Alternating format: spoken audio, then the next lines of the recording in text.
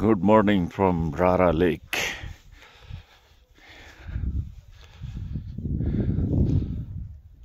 बिहानीको चिसो मौसम सँगसँगै रारा ताल निकै सुन्दर देखिएको छ।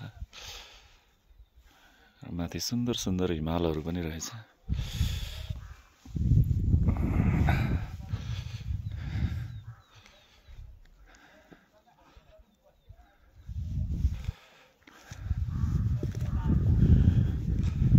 यो चाहिँ मुगु जिल्लाको एउटा सानो ताल्चा विमानस्थलबाट लगभग 3.5 घण्टाको पैदल यात्रापछि राराताल आउन सकिन्छ। रारातालको पारिपट्टि चाहिँ बस्नको लागि होटलहरू रहेछ खाना बस्नको लागि। रारा राष्ट्रिय निकुञ्ज पनि यो राराताल आउने बाटोमा पर्दो रहेछ। यहाँ बोर्ड राखेको छ रारा राष्ट्रिय निकुञ्ज।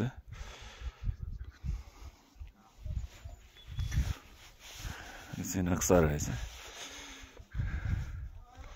रारा national park and buffer John location and land cover भनेको छ।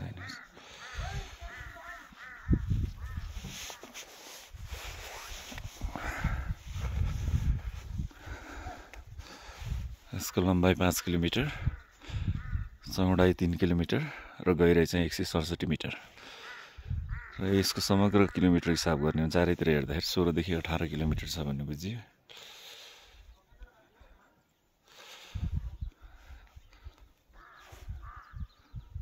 पैदल यात्राले क्रस गर्ने हो भने घन्टौँ यसको चाहिँ छेउ घुम्नलाई चाहिँ यसको बीच भन्छ यो तट, यसको किनारा घुम्न चाहिँ घन्टौँ लाग्ने रहेछ। निकै ठुलो र निकै फराकिलो छ।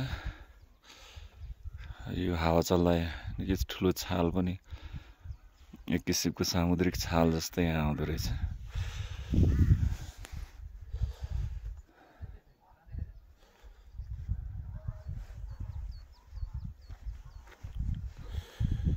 मुगु जिल्लाको यात्रा सँगसँगै यो पर्यटकीय दृष्टिकोणले निकै नै महत्त्वपूर्ण राराताल यसको दृश्य अवलोकन गर्ने अवसर पाइयो।